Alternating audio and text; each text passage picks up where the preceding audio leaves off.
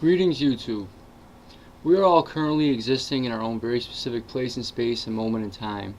Our cognitive abilities, at least as they relate to perception of time, have evolved primarily for the purpose of dealing with the world within that framework. However, we do have some ability, great in comparison to other organisms, to understand the concepts of past and future. But while this may be great comparatively speaking, it is nowhere near to being up to the task of truly grasping the entire history of life for all the time it has existed on this planet. What selective pressures could there possibly be that would necessitate that? That's not to say we can't get some idea, limited though it may be, of it through utilizing what abilities we do have. Another aspect of our cognition is our ability to categorize. When this ability first evolved in its most basic and rudimentary forms, I feel it is safe to say that the categories were very basic. Food, not food, safety, danger, something I can fuck, something I can't. In other words, those things most necessary for the purpose of staying alive long enough to procreate, and then procreate. Obviously, this has, for us humans, become profoundly more complex. This has served and continues to serve its purpose. This is evidenced by the mere fact of our existence. But there are problems with this also. Reality, as it actually exists, lacks the ability to care about our desire to seek order in a chaotic world. There's very little black and white. The vast majority of reality is gray in its wide variety of shades. This is plainly and blatantly obvious to me when I see individuals attempt to categorize people into races.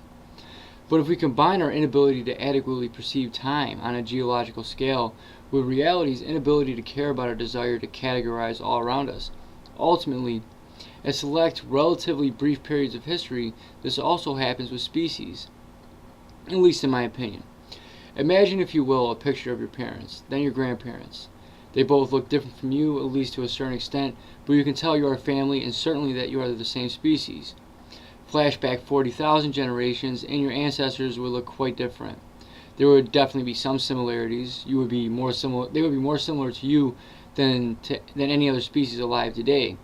There will be more than enough differences to let you know immediately that you are quite different, and definitely different enough to be correctly and undeniably so labeled as different species. But if you were to go that far back, one generation at a time, no two sequential pictures would be different enough to label the two as separate species. Now if you were to flip back 100 at a time, the differences would accumulate much faster, and if you reached a period of extreme selective pressure, you would probably hit one or two areas where you would have to say those two.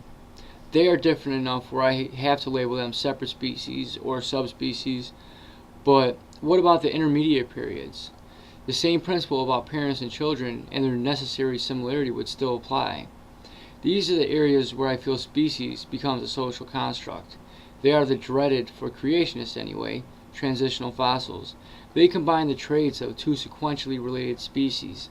They are both, and yet they are neither. They don't fit neatly into any box. What they are labeled is limited by biological reality. That is, you got two sequentially related species. Let's take Homo heidelbergensis and Homo sapiens.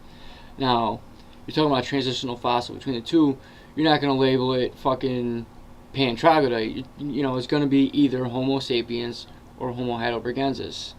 So, it's limited by biological reality.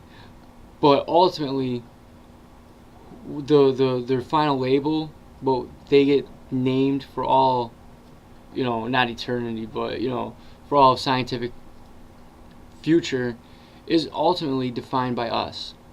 I know many may disagree with what I am saying, and granted, I lack the formal education of many on here, so if I am wrong, I am more than open to being proven so. I would see it as an opportunity to correct an error, but I feel my logic is sound. I eagerly await any and all feedback, particularly from those who have a greater degree of expertise in this area than I do. Alright, thank you. Peace.